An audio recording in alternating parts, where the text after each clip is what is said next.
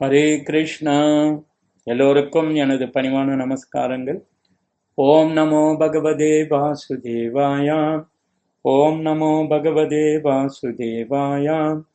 ஓம் நமோ பகவதே வாசுதேவாயாம். ஜெய ஸ்ரீ கிருஷ்ணா சைத்தன்யா பிரபு நித்யானந்த ஸ்ரீ அத்வைதா கதாதாரா சிவாசாரி கௌரபக்தவனந்த. ஹரே கிருஷ்ணா கிருஷ்ணா கிருஷ்ணா ஹரே ஹரே, ஹரே ராமா ராம ராம ஹரே ஹரே. பகவத்கீதை உண்மை உருவில் அத்தியாயம் 8.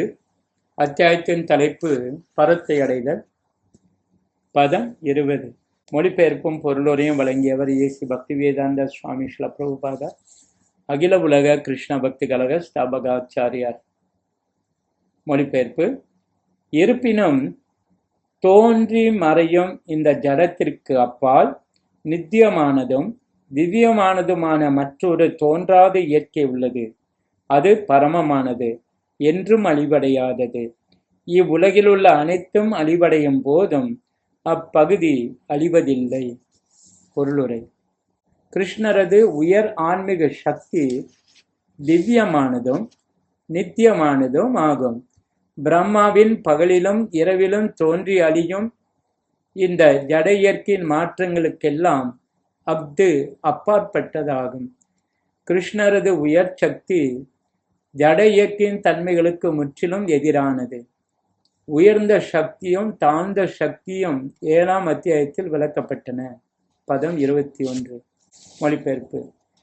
எதனை தோற்றமற்றதாகவும் அழிவற்றதாகவும் வேதாந்திகள் கூறுகின்றனரோ, எது பரமகதியாக அறியப்படுகின்றதோ, எந்த இடத்தை அடைந்தவன் மீண்டும் திரும்பி வருவதில்லையோ, அதுவே எனது உன்னத இருப்பிடம். பொருளுரை. முழுமுதற் கடவுள் ஸ்ரீ கிருஷ்ணரின் உன்னத இருப்பிடம் எல்லா விருப்பங்களையும் பூர்த்தி செய்யக்கூடிய இடமாக, அதாவது சிந்தாமணி தாமா பிரம்ம சமிதையில் வர்ணிக்கப்பட்டுள்ளது. கோலோக விருந்தாவனம் என்று அறியப்படும் கிருஷ்ணரின் இந்த பரம இருப்பிடம் சிந்தாமணி கற்களால் செய்யப்பட்ட மாளிகைகளை உடையது. விரும்பும் உணவினை வழங்கும் கற்பக மரங்களும் அளவின்றி பால் சுரக்கும் சுரபி பசுக்களும் அங்கு உள்ளன. அந்த உன்னத இருப்பிடத்தில் பல்லாயிரக்கணக்கான லட்சுமிகளினால் பகவான் சேவை செய்யப்படுகிறார். கோவிந்தன் என்று அழைக்கப்படும் ஆதி புருஷரான அவரே எல்லா காரணங்களுக்கும் காரணமாவார். பகவான் புல்லாங்குழலை ஊதும் பழக்கமுடையவர், அதாவது வேணுகானந்தம். அவரது திவ்யமான ரூபம் அனைத்து உலகையும் கவரக்கூடியதாகும். அவரது கண்கள் தாமரை இதழ்களை போன்றவை. அவரது மேனி நிறம் மேகத்தின் நிறத்தை போன்றது. அவரது உடல் அழகு கோடிக்கணக்கான மன்மதர்களை மிஞ்சுவதாக அமைகிறது. அவர் மஞ்சள் நிற உடை உடுத்தி கழுத்தில் மாலையும் அணிந்து தலையில் மயில் தோகையை அணிந்துள்ளார். ஆன்மீக உலகின் தலைச்சிறந்த உலகமும் தனது சொந்த இருப்பிடமுமான கோலோக விருந்தாவனத்தை பற்றிய ஒரு சிறு குறிப்பினை மட்டுமே பகவான் கீதையில் கொடுத்துள்ளார். விரிவான விளக்கங்கள் பிரம்ம சமிதியில் கொடுக்கப்பட்டுள்ளன. வேத இலக்கியங்களில், அதாவது கட உபனிஷத் 1:3-11 முழுமுதற் கடவுளின் இருப்பிடத்தை விட உயர்ந்தது வேறு எதுவும் இல்லை என்றும் அதுவே பரமகதி என்றும் கூறுகின்றன. அதனை அடைந்தவன் ஒருபோதும் ஜட உலகிற்கு திரும்புவதில்லை. கிருஷ்ணரும் அவரது உன்னத இருப்பிடமும் வேறுபட்டவை அல்ல, ஏனெனில் அவை ஒரே குணத்தை உடையவை. ஆன்மீக வானிலுள்ள இந்த உன்னதமான கோலோக விருந்தாவனத்தின் மாதிரி ஒன்று பூவுலகில் டில்லிக்கு 90 மைல் தென்கிழக்கே அமைந்துள்ளது. கிருஷ்ணர் இவ்வுலகில் அவதரித்த போது இந்தியாவில் உள்ள மதுரா மாவட்டத்தின் 84 சதுர மைல் நிலப்பரப்பினை கொண்ட விருந்தாவனம் என்னும் இந்த இடத்தில்தான் தனது லீலைகளை செய்தார். பதம் 22. மொழிபெயர்ப்பு. எல்லோரிலும் சிறந்தவரான பரமபுருஷ பகவானை கலங்கமற்ற பக்தியினால் அடைய முடியும். அவர் தனது இருப்பிடத்தில் வசிக்கும் போதிலும் எங்கும் நிறைந்தவராக உள்ளார். மேலும் அனைத்தும் அவரினுள் அமைந்துள்ளது. பொருளுரை. எந்த உன்னத இலக்கை அடைந்த பின் திரும்பி வர வேண்டியதில்லையோ அது பரமபுருஷரான கிருஷ்ணரின் உன்னத இருப்பிடம் என்பது இங்கு தெளிவாக கூறப்பட்டுள்ளது. பிரம்ம சம்ஹிதை இந்த உன்னத இருப்பிடத்தை பூரண ஆன்மீக ஆனந்தம் நிறைந்த இடம் என்று வர்ணிக்கின்றது. அங்குள்ள பலதரப்பட்ட குணங்கள், ரூபங்கள் போன்றவை அனைத்தும் ஆன்மீக ஆனந்தத்தின் தன்மையை உடையவை. ஜடம் என்று அங்கு எதுவும் கிடையாது. அத்தகு பல்வேறு தோற்றங்கள் யாவும் பரமபுருஷருடைய ஆன்மீக விரிவே. ஏனெனில் 7ஆம் அத்தியாயத்தில் விவரிக்கப்பட்டுள்ளபடி ஆன்மீக உலகில் உள்ள அனைத்தும் ஆன்மீக சக்தியால் ஆனவை.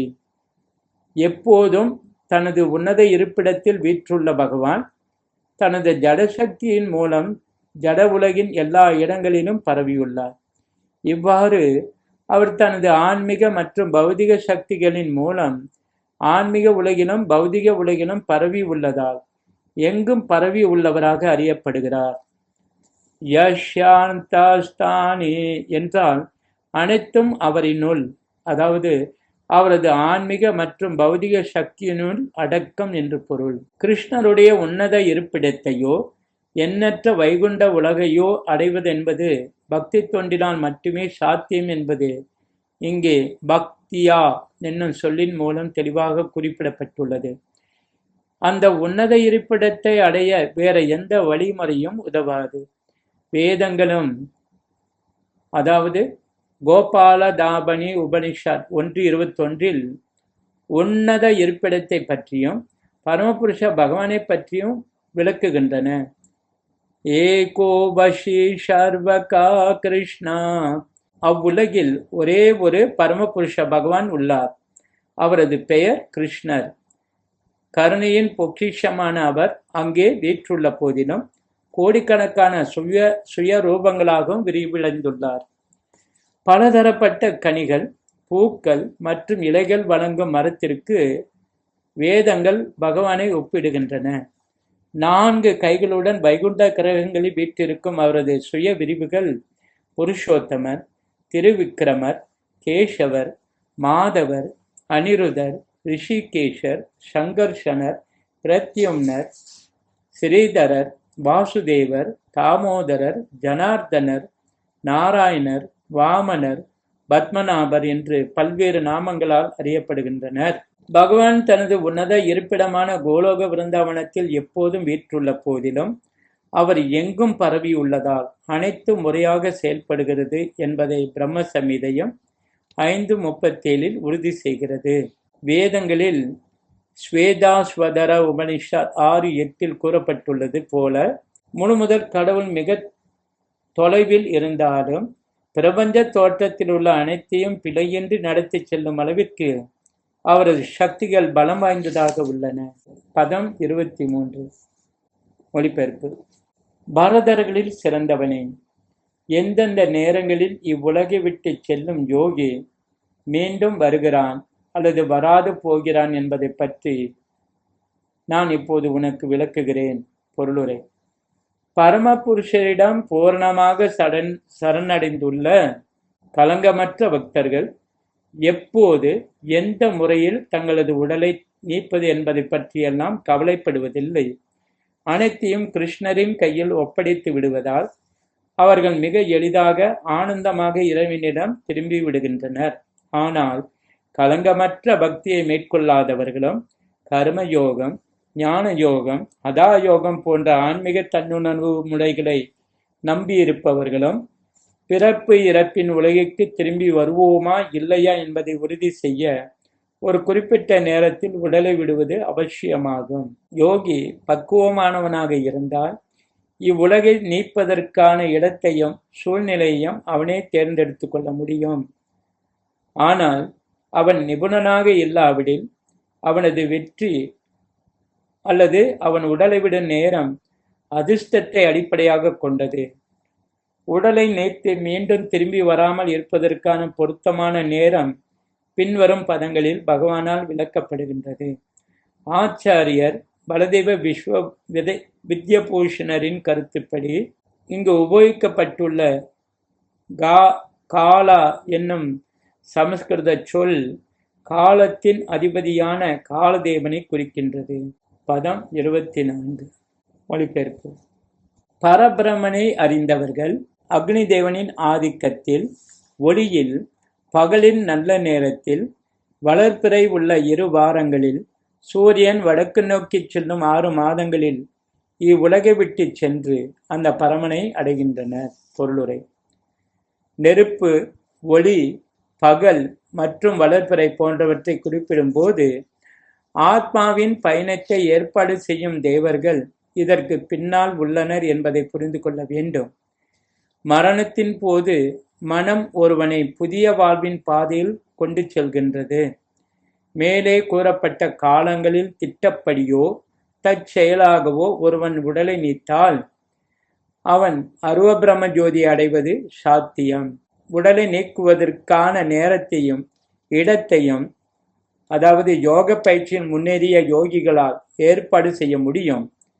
மற்றவர்களால் இவற்றை கட்டுப்படுத்த முடியாது. அவர்கள் மங்களகரமான நேரத்தில் தற்செயலாக உடலை நீக்க நேர்ந்தால் பிறப்பு இறப்பின் சுழற்சிக்கு திரும்ப மாட்டார்கள். ஆனால் அவ்வாறு நேராவிடில் மீண்டும் பிறப்பதற்கான எல்லா வாய்ப்புகளும் உண்டு. ஆனால் கிருஷ்ண உணர்வில் உள்ள தூய பக்தனுக்கு திரும்பி வருவதற்கான பயம் இல்லை. சுப வேலையோ அசுப வேலையோ தற்செயலாகவோ ஏற்பாட்டின் அடிப்படையிலோ எப்போது வேண்டுமானாலும் அவன் தனது உடலை விடலாம். ஸ்ரீ ஸ்ரீமத் பகவத்கீதா கி ஜெய், ஸ்ரீல பிரபுபாத் கி ஜெய், கௌர பிரமநந்தே, ஹரி ஹரி போல்.